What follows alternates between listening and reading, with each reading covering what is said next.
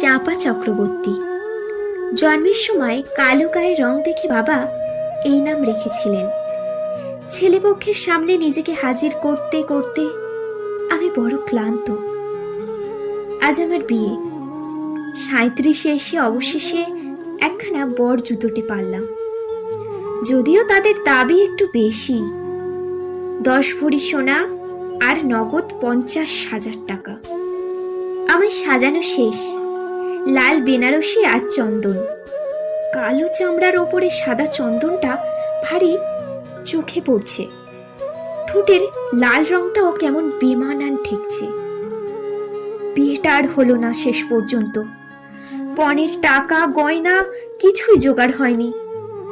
বড় বৌদি বলে দিয়েছে মাকে কাল সকালেই আমায় নিয়ে কাশি চলে যেতে।